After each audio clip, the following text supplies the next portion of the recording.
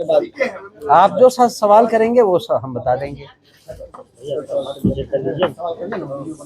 चलिए शुरू लगता है कि वो क्या कुछ कहना चाहेंगे सर? आज नया संगठन तैयार हुआ है। पिछले चुनाव के बाद जन स्वराज पार्टी ने बहुत गहरा आत्मचिंतन किया और उसके बाद जो कुछ भी निकलकर सामने आया है उसके तहत ही हम संगठन को फिर से पुनर्गठित कर रहे हैं। और इस पुनर्गठन की प्रक्रिया में आज हम बेगूसराय में हैं। बिहार को हमने 12 क्षेत्रों में बांटा है और बेगूसराय, समस्तीपुर, रोसड़ा और वैशाली एक क्षेत्र में आते हैं। तो आज बेगूसराय की घोषणा करके हमने इस क्षेत्र में अपनी घोषणाओं को पूरा किया। इन घोषणाओं में जिलाध्यक्ष, महासचिव, कोषाध्यक्ष के अलावा 9 अलग अलग प्रकोष्ठों के अध्यक्षों की घोषणा हुई है, जिसमें महिला, युवा, किसान, पिछड़ा, अति पिछड़ा, दलित, अल्पसंख्यक, बुद्धिजीवी और व्यावसायिक प्रकोष्ठ हैं। इसके अलावा हमने 2 मीडिया प्रभारियों की भी घोषणा की, एक पुरुष और एक महिला। हम इन सारे नवनियुक्त पदाधिकारियों को अपनी तरफ से बधाई और शुभकामनाएं देते हैं। बेगूसराय में किनको क्या जिम्मेवारी दी गई है, किस पद पर? परिवारिक युवा को जो है जिला अध्यक्ष बनाया गया है।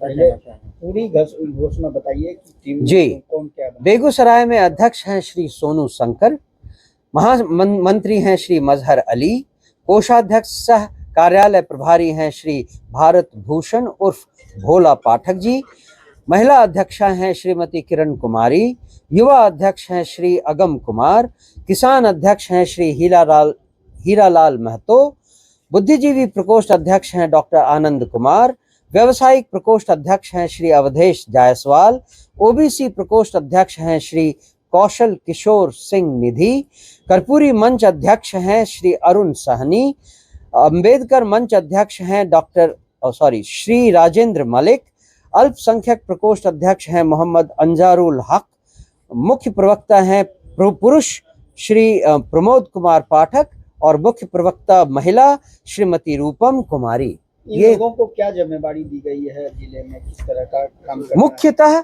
सबसे पहली जिम्मेवारी है कि इन्हें अपने जिले की कार्यकारिणी का निर्माण करना है। जिले की कार्यकारिणी में इस जिले से जितने प्रखंड और नगर इकाई हैं उन सब से एक उपाध्यक्ष और एक सचिव चुने जाने हैं और हर प्रकोष्ठ के लिए हर प्रखंड से एक एक उपाध्यक्ष चुने जाने वाले हैं। तो इस प्रक्रिया को अगले 1 महीने में पूरी करने की उम्मीद है और ये उनसे गुजारिश की जा रही है। अधिकांश युवाओं को मौका दी गई है, क्या उद्देश्य और क्या है? उद्देश्य बिल्कुल साफ है। जन स्वराज जनता की आवाज बनना चाहती थी और बनना चाहती है। इसलिए जनता में जो आज युवा वर्ग है वो सबसे ज्यादा अफेक्टेड है। वो अशिक्षा की मार सबसे ज्यादा झेल रहा है, बेरोजगारी की मार सबसे ज्यादा झेल रहा है। ये युवा वर्ग ही हैं जो कि आज 1 करोड़ की संख्या में बिहार से बाहर धक्के खा रहे हैं। उन सब की बातों को, उन सब के विचारों को सामने लाकर उसे मूर्त रूप देने के लिए ज्यादा से ज्यादा युवा प्रतिनिधियों को सामने लाया जाए, ये विचार है। जिस तरीके से सूबे में घटना का ग्राफ बढ़ा है, जिस तरीके से बलात्कार, हत्या, मर्डर तमाम चीजें हो रही हैं, क्या संगठन जिला स्तर पर प्रतिकार का रूप अपनाएगा? निश्चित रूप से जन स्वराज का जिला स्तर जो अभी बन रहा है वो इस बात के लिए पूरी तरह स्वतंत्र होगा कि वो जिले के स्तर पे किस तरह के धरना, प्रदर्शन और विरोध की चर्चा करना चाहता है और उसका रिकमेंडेशन जब प्रदेश में आएगा उसकी बेसिस पर वो सारे कार्यक्रमों को अंजाम दिया जा सकता है। अब तो आप सर नया रूपरेखा तैयार कर लिए हैं। जी। पहले का जो आपका था उसमें क्या कमी रही जो जन स्वराज को एक भी सीट बिहार में नहीं आई? वो संगठन, हाँ, एक नालंदा में भी महिला से घटना हुई सर, उसमें आपका क्या रोल होगा अभी सर? आपने दो सवाल एक साथ कर दिए, इसलिए मैं पहले सवाल का उत्तर पहले देना चाह रहा था। हम ये केवल कहें कि संगठन की कमजोरी के कारण हमारे चुनाव में इतनी बुरी हार हुई तो वो गलत होगा। हमारे हार के कई कारण थे, जिसको मैंने अपने अभी एड्रेस में भी बताया। उन कारणों का अगर विश्लेषण किया जाए तो उसके दो भाग हैं, बाहरी कारण और आंतरिक कारण।